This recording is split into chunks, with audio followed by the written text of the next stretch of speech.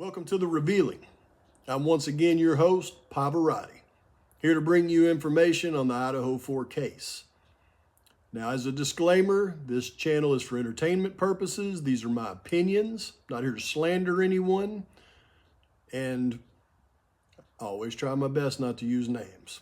With that being said, let's get started today. Today, I want to go in much deeper on the real roles of Mr. Koberger and his friend, who I'll refer to as Alpaca. And how did their roles in the organization actually take place? I'm going to give you a little background on organizations and drug task force operations so that you have a better understanding of what I'm going to be talking about. Now, this is a recent episode of America's Most Wanted, talking about a drug task force operation and what they took down. Welcome back to America's Most Wanted. You know, so many out there struggle with drug addiction. And in the past few years, this country has seen the number of deaths from overdoses skyrocket. Thousands of families have been left without their loved ones and without any answers. Now, behind many of these tragic losses are massive criminal organizations with absolutely no regard for human life. And in one small town, that organization was the Ghost-Face Gangsters. Take a look. Brunswick is located on the coast of Georgia, down at the very southeast corner. I would say it's got a lot going on for what some people view as a small town. It's known for its history, dating back all the way to the beginnings of this country. It has the barrier islands and the shrimping industry. Despite Brunswick being a picturesque community, in 2020, they started to see an uptick in drug-related deaths.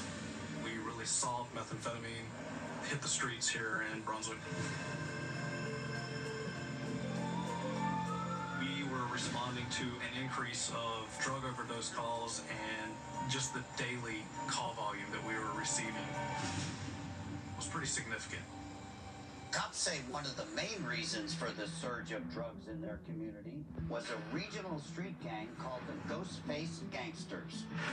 The Ghost-Face Gangster Gang is a prison gang that originated out of the Georgia prisons, and they have ties to violent crimes such as murders, robberies, kidnappings, amongst other things, distributing narcotics into the communities here in Georgia.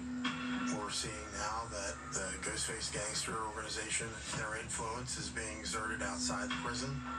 Their numbers are expanding into Florida, the entire state of Georgia, and Tennessee. Despite the Ghost-Face Gang being on the cops' radar for over 10 years in Brunswick, in December 2020, they made the arrest that would soon be a major blow to the gang's operation. We identified an individual by the name of Matthew Guest as a distributor in our area who has ties to the Ghost-Face Gangster Gang. Once they had Guest's cell phone, they started to identify more members. Looking at his telephone devices, one of the things that we uncovered was that members of this organization were using Facebook Messenger to coordinate logistics of their operation. One of the key players authorities discovered in these social media transactions was Rachel Bird. Rachel Bird, the drug queenpin, was commonly referred to as the Ice Queen. Police say one of the gang members who brought kilos of meth from Atlanta to Brunswick was a drug mule named David Young. He had priors going back almost 20 years for everything from burglary to gun charges. Guys like David Young are violent individuals that do what they got to do to make money and expand their territory. David Young was also known as Chaos. He was working with Rachel Bird, basically helping her set up and distribute narcotics in other cities as far as Atlanta, Georgia, and south as Jacksonville, Florida. This operation was well beyond the jurisdiction of here in Glenn County. We realized we needed to bring this to the attention of the FBI. You know, it's really incredible that the Ghostface gangsters started out as a prison gang and within 15 years transformed into a major player in the southeastern U.S. drug trade. I think what most Americans may not know is how efficiently these prison gangs operate from behind bars. The influence that they have in the outside world is much more powerful than most of us could ever imagine. Prison gangs are extremely well organized and have constant communication with the outside world. It's a really intricate network that they've built over the years between the people inside the prison system and the people out on the outside who carry out all their orders. This scumbag, David Young, is just one of way too many. And the fact that he's still out there and could easily be doing this somewhere else should make us all very angry. We gotta find this guy, and quick. Now, when we come back, the FBI is on to the Ghostface gangsters, but we'll learn exactly how deeply they are ingrained in small towns all over the Southeast and how much damage they cause an entire community. Plus, Okay, let's talk about hierarchy, okay? Because it's important to understand the hierarchy of an organization for you to truly understand what I mean when I talk about Mr. Koberger and Alpaca being enforcer/collectors. Because when I'm talking about them, I'm not saying that they're going around and collecting on low-level dealers, okay? I'm not talking about the Emma B's and the Demetriuses here. I'm talking about a much higher level in the organization. So, to give you an example, I just showed you an episode from America's Most Wanted. Now, unfortunately, these drug task force operations, and I have experience in the past in this, but the drug task force operations rarely take down anybody of significance in an organization. They take down a lot of people, though. They get a lot of those people off the street that, could possibly be dangerous. But they're really not putting a dent in a true organization's strength. Most of the people that they take down are going to be what I call dealer users, okay?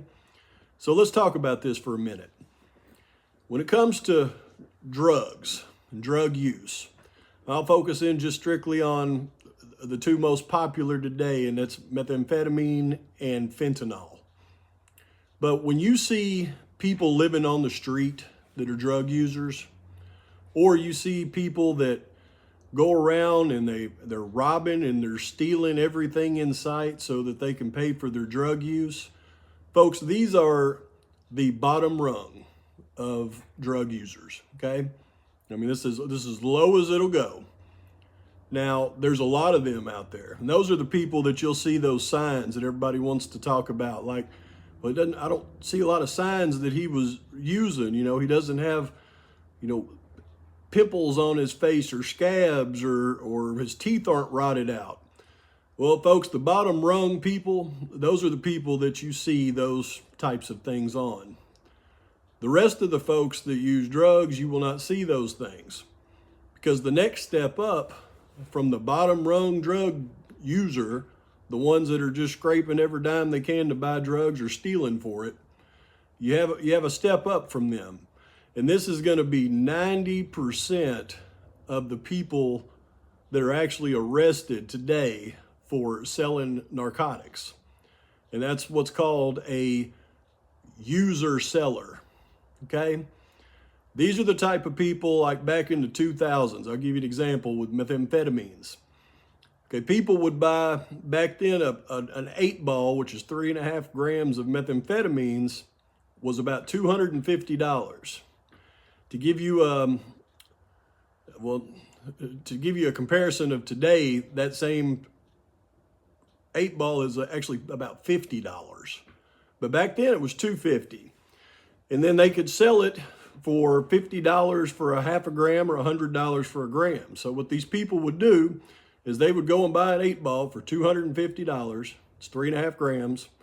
And then they would sell a gram or 2 grams and half a gram for $250. And then they would keep a gram for themselves. And that's how they paid for their drugs. That's how they were able to use drugs consistently.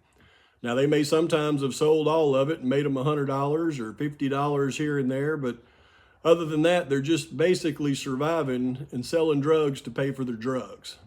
90% of them out there, that's what they do. In today's market, it's totally different. They have to buy, a quarter ounce of drugs and then sell 8 balls to be able to, make anything for themselves or make $1 here and there, but they're certainly not getting rich. And I want to give you an example of this when I show you this picture. This is from that same America's Most Wanted drug task force operation where they took down all these people. Take a good look at these people.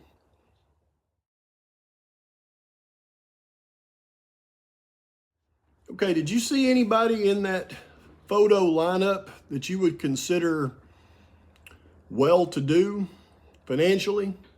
Did any of them just have the appearance of somebody that's really making a ton of money in the drug world? No, they're all dealer users. So they're not, if they're making any money at all, it's a very small amount, but they're making enough to pay for the drugs that they're using. And that's what the task force typically takes down. In my experience, that's occasionally they may get to what we call a supplier, but it's few and far between. Okay, so above those dealer users, you have the supplier. Now the supplier, they're the ones that are supplying those dealer users, like those Emma B's and Demetrius's. Okay, these suppliers work in a little bit higher quantity. I mean, they're not selling big quantities, but they're selling high enough quantities to where they're able to sell to dealer users, okay? So they're not out peddling quarters and grams on the street. They're selling to the dealer users. Now, the supplier is somebody that the Drug Task Force is targeting. They want to get the supplier. And the reason they want to get the supplier is because the suppliers know who the distributor is. Now, the distributor works in much higher quantity. That's a step up. The distributors actually know who is running a drug trafficking operation because they're dealing with the quantity. And they may even be part of the organization. Now, when you get above the distributors, now you're getting to the house, you're getting to the people who make the decisions, who have the brains and the abilities to set up an organization such as this. And those are usually people with long ties to the community. Those are the people who know to pay certain law enforcement officers to turn their backs at certain times. They pay them for information on who has been arrested. They also would pay the defense attorneys to tell them who is making deals with law enforcement to give them information, because suppliers, distributors, those are the ones that they don't want anybody talking to, because those are the ones that can actually put a dent in the real people in the organization. Now, another key component to that is the mules. The guys at the top, they have to make the big purchases, and they have the connections and power to be able to do that. They're the ones that buy from the cartels. And then they set up the mule system to get their large quantities of drugs from wherever they purchased it from the cartel back to the house. And those are the mules. That's what the young lady's mother and stepmother were doing. That's why it was very important for them not to talk. Now, when we bring in Mr. Koberger, Mr. Alpaca's role in this, well, you've got a little bit of a quandary between the distributors and the suppliers. Now, if the suppliers are not paying the distributors on time, now you're getting into some pretty serious money. And sometimes those suppliers might, become hard to get a hold of. So that's when you send out your real thugs, your professionals, ones that can put a little damage on those suppliers to pay, but also ones that have the knowledge almost like an investigator, to be able to locate those guys that don't want to be found when they owe that money. That is the role of the enforcer slash collector, which I do believe Mr. Koberger and Mr. Alpaca to be. Those are also the people that would perform the professional hits if some key person in that organization was arrested and was going to make a deal with the law enforcement to give out key information on that organization. Now, are you seeing where I'm coming from? Now, this is an investigation that took place in Idaho.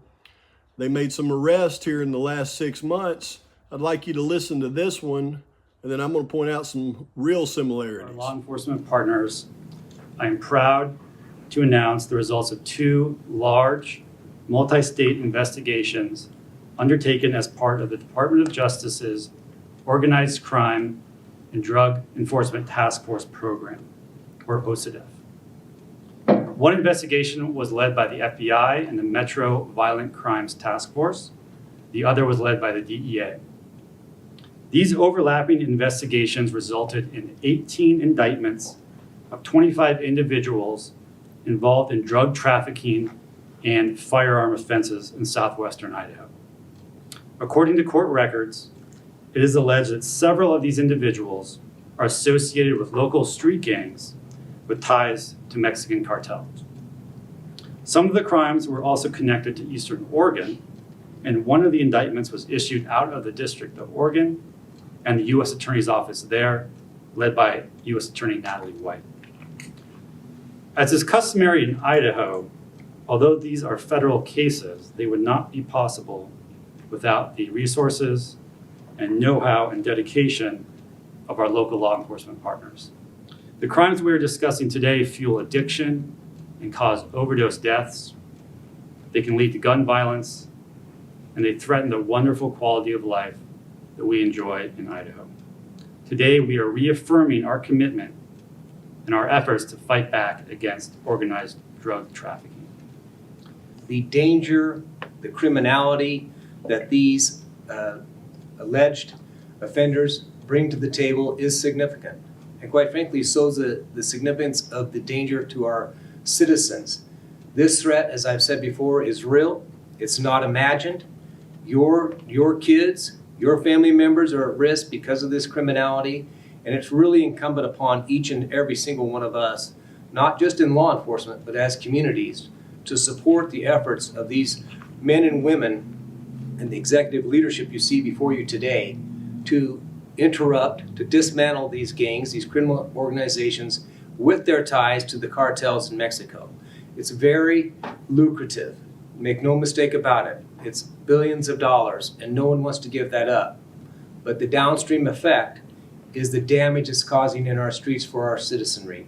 And it doesn't matter if you're what economic stage you're in, what ethnicity you're in, what gender you are.